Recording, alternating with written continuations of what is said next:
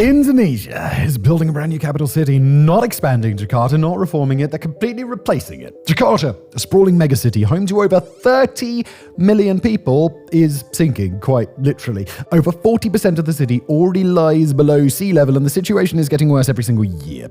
In response, the government is embracing an entirely new solution. Enter Nusantara, a $30 billion mega project emerging in the heart of Borneo's jungle. After years of planning, this ambitious project is finally beginning to take shape. However, behind the headlines and striking press photos, progress has lagged behind expectations. Private investment has not met projected levels, public support remains lukewarm, and with Jakarta still at the helm of the country, many are left wondering, what exactly is going on with Nusantara capital city? Can this mega project live up to its bold ambitions, or has it just become a high-stakes miscalculation? Well, to understand why all eyes are on Nusantara, we first have to examine why Indonesia is moving its entire capital in the first place. Today's video is brought to you by Squarespace. What is it? Well, it's a platform that I used to stop pretending I'd get around to building a website and actually just did it. And I did it in an afternoon. And by the way, I did it in an afternoon several years ago. Now, with all this AI stuff going on, it's even easier. You just go in and they just ask you some questions. Before, you had to choose a template and then customize it, which was already insanely easy compared to how building a website normally is. And then Squarespace was like, oh, we've taken it easy and we've made it like ridiculously easy. So you don't really have to think about it, which is nice. You start with their Blueprint AI, which is those few questions, and it builds a custom site ready to go. You drag and drop editing as well, and you just tweak everything until it feels perfect. Plus, they've got built-in analytics so you can see where your visitors come from. They've got email campaigns. They've got all of the stuff that you would need to run a successful website. Get people to your portfolio, your business, your vanity page? I don't know. That's probably not such a good sales pitch for it. But whatever you're doing with Squarespace, whatever you're doing online, do it with Squarespace. Go to squarespace.com/megaprojects for a free trial. And when you're ready to launch, use the code megaprojects to save 10% off your first purchase of a website or a domain. And now back to today's episode. Why move the capital? You see, every year, Jakarta sinks deeper below sea level at a rate of roughly 7.5 centimeters annually in some areas. This alarming drop is largely due to decades of groundwater extraction that has caused the earth beneath the city to collapse inward. Combined with rising sea levels and poor drainage, experts predict that by 2050, nearly 95% of North Jakarta could be permanently underwater. But water isn't Jakarta's only problem. It's also one of the most traffic-congested cities on the planet. Air pollution routinely exceeds safe limits, infrastructure is crumbling, and flooding occurs frequently. With more than 10 million people crowded into the city center alone, the government's ability to address these issues is stretched beyond its capacity. For years, presidents have tossed around the idea of moving the capital. But in 2019, President Joko Widodo, famously known as Jokowi, made it official. Jakarta will remain Indonesia's commercial center, while the government itself relocates. This includes entire ministries, departments, and even the presidential palace. And the new capital? It's not going to be built nearby. Instead, it's going to emerge about 1,200 kilometers away on the island of Borneo, in the province of East Kalimantan. The city will be called Nusantara, an old Javanese word that loosely translates as Outer Islands. This name is a symbolic nod to Indonesia's identity as a nation made up of more than 17,000 islands. Symbolism wasn't the only reason for choosing this site. It's located away from major natural disaster zones, making it safer from tsunamis and earthquakes, and it sits near the city of Balikpapan. With its decent infrastructure and a port capable of supporting the enormous logistical needs of a capital in progress, the area meets both practical and symbolic criteria. In Jokowi's words, this was a chance to fix decades of imbalance and redistribute opportunities and resources from overcrowded, overdeveloped Java to the rest of the country. It was also a chance to do something bold, something that no one would forget. Build a city from scratch in the jungle. Location and scale. Nusantara is being built in an area known for its dense rainforests and endangered wildlife. It sits between the districts of North Penanjampasa and Kutai Kartanggara and is surrounded by jungle, hills, rivers, and scattered rural villages. But here's where it gets really wild. The total area allocated for Nusantara is over 2,500 square kilometers. That's more than 4 times the size of Jakarta and almost 3 times the landmass of Singapore. Now, not all of that is going to be transformed into city blocks and skyscrapers. The plan is to develop the area in layers. At the heart of it all is the core government area, which spans about 6,000 hectares and will house the presidential palace, ministries, parliament, and key infrastructure.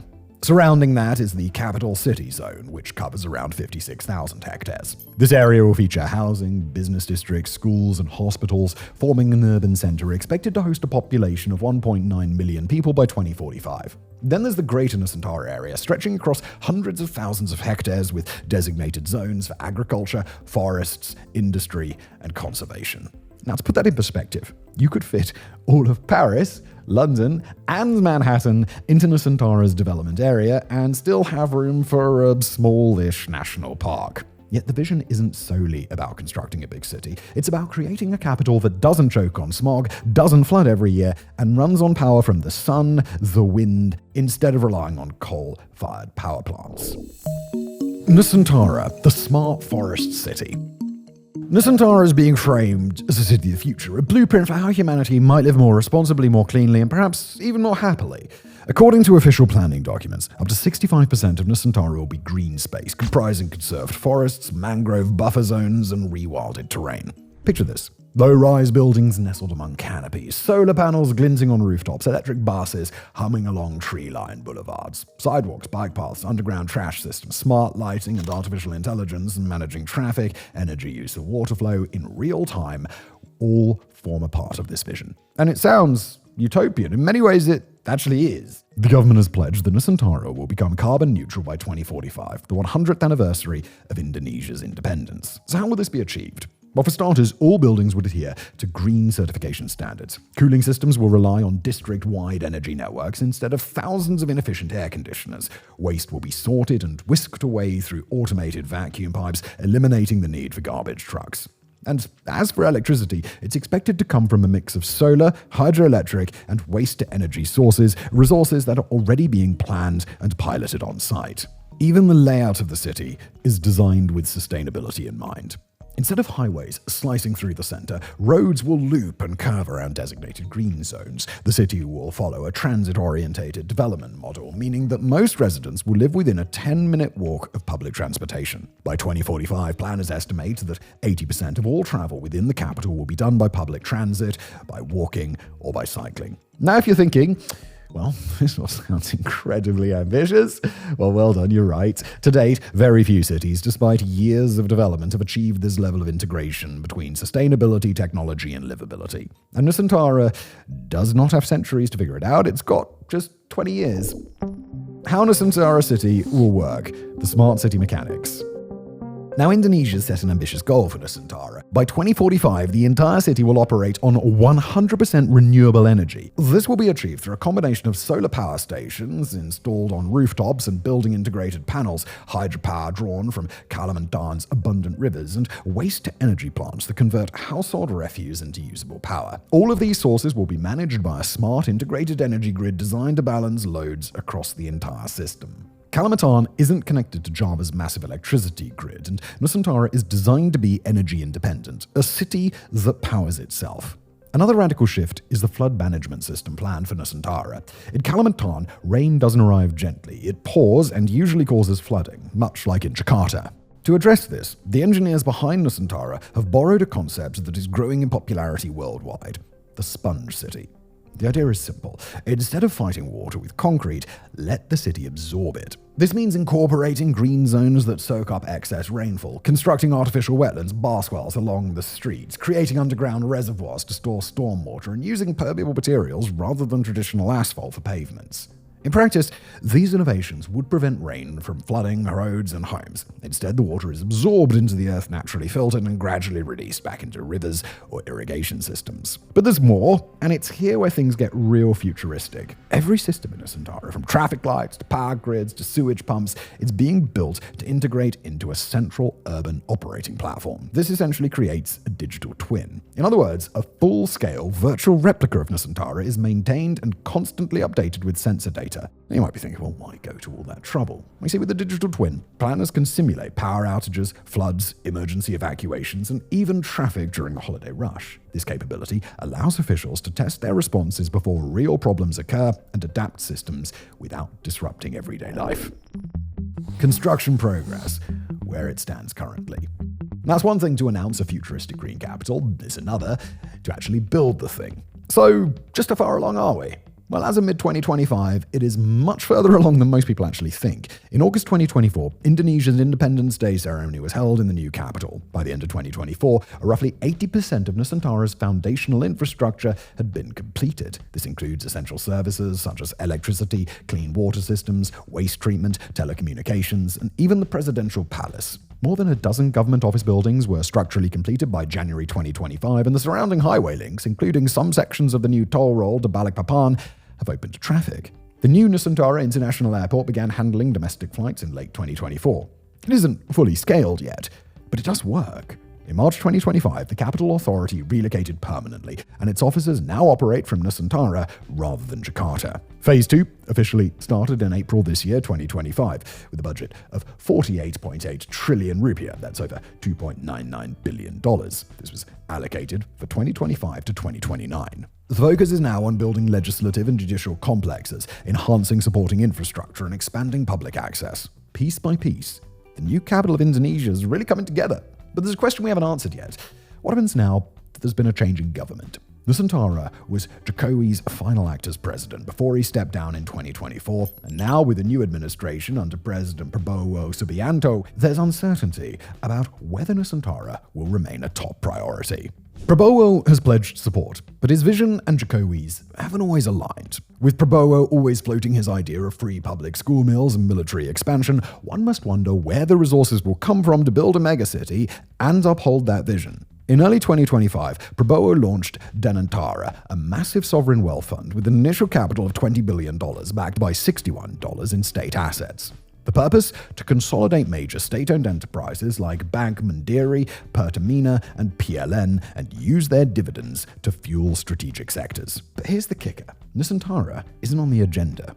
The chief investment officer of the fund, Pandu Shajir, confirmed that the fund will focus on AI, food security, water and waste infrastructure, industrial sectors, and digital infrastructure, but not on the new capital city. And the question remains, is it really possible to float big projects like these when even bigger projects are already under the way? Will investors be forced to choose between investing in Danantara or Nusantara? Now, we've discussed stories like this on the channel before. Brazil's Brasilia, Egypt's new administrative capital, Nigeria's Abuja. Mega projects often suffer from a redirection of funds, a difference in political vision, and just a drop in urgency. And that's not the only challenge facing Nusantara capital city. From the beginning, the government has emphasized that Nusantara will be a smart forest city. But critics ask, how do you build a megacity inside a forest without destroying the very ecosystem that you are trying to preserve? Well, satellite data and on-site investigations confirm that the region is home to various endangered species, including the Bornean orangutan, the sun bear, the hornbill, and the clouded leopard. So, where do they go when the bulldozers start to raise their homes? How do they survive when concrete is poured over the grounds that they once roamed? Will this megaproject be responsible for the extinction of these species despite its visionary goals of building a forest city? Now, in theory, it is possible to build a city while protecting biodiversity.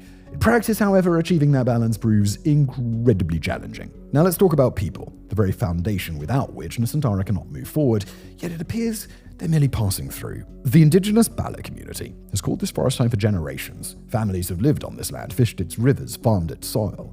They've buried their ancestors here, and their sacred stones have stood untouched for centuries. Their lives are deeply rooted in this place, and we must ask, is it acceptable to just uproot them so suddenly? Now, you might argue that this disruption is for the greater good. But what about the immediate costs?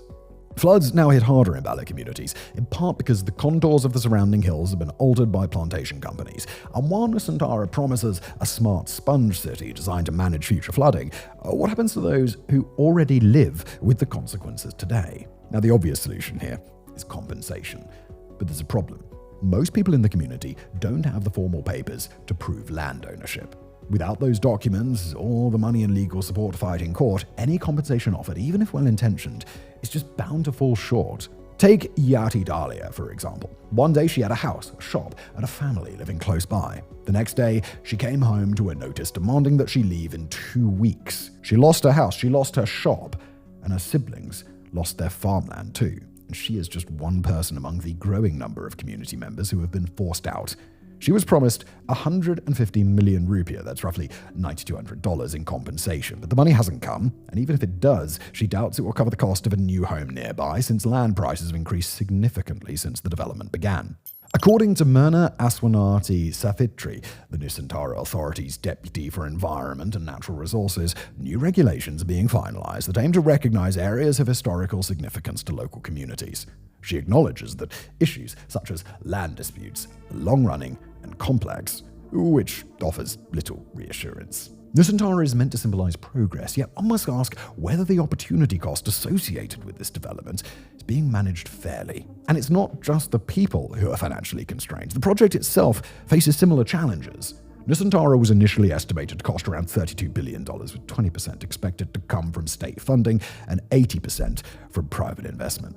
However, that plan has yet to materialize. Although investments totaling roughly $4 billion have been secured from over 40 domestic and international companies, this still represents only a fraction of the full capital necessary to realize the city at scale. And part of the reason is investor caution. While interest is certainly present, confidence remains lacking. Investors want proof that the venture will be a worthy investment and assurance of commercial viability before they commit large sums. As Public Works Minister Basuki Hadimardjono bluntly put it, an IRR above 12% will definitely be attractive for both foreign and domestic investors, implying that anything below that threshold could stall the deal entirely. The good news, however, is that early investments are beginning to materialize on the ground. Binabangsa School and Gunadharma University have broken ground on their new campuses in Nusantara, making a shift from talk to construction. Microsoft also announced a $1.7 billion investment in AI and cloud infrastructure in Indonesia, which will contribute to data hubs that will one day anchor Nusantara's tech ecosystem. Even better, Malaysian developer Citadel Group, along with other investors, is preparing to break ground on housing, hotel, and office building projects valued at 6.5 trillion rupiah. So, the wheels are turning. What remains uncertain is whether they'll gain enough momentum. While the capital city's promise is undeniably bold, the path ahead relies not just on ambition, but on the ability of this early progress to scale quickly enough to keep the project alive. So, will Nusantara work? Will it evolve into the sustainable, world-class capital its designers have envisioned, or will it fall into the trap of another overambitious mega-project, half-built and ultimately abandoned? Despite the progress made so far, Nusantara faces a long road ahead. If all phases are completed successfully by 2045, Indonesia will boast a fully functioning, sustainable capital situated at the heart of the country, a smart city powered by renewable energy, and a tech hub that attracts significant foreign investment to Kalimantan. Conversely, if funding dries up and the mega project is not fully realized, Nusantara risks becoming a partially built government complex with low occupancy, a financial sinkhole, or even a ghost city, echoing the fate of Myanmar's Naypyidaw or Egypt's new administrative capital. At this moment, Nusantara is both a construction site and a gamble. Yet it's a gamble built on logic. It's bold, it's flawed, expensive, it's risky, but it's also visionary in a way that few cities are allowed to be anymore. As of today, the cranes are still moving. The dream remains alive. Thank you for watching.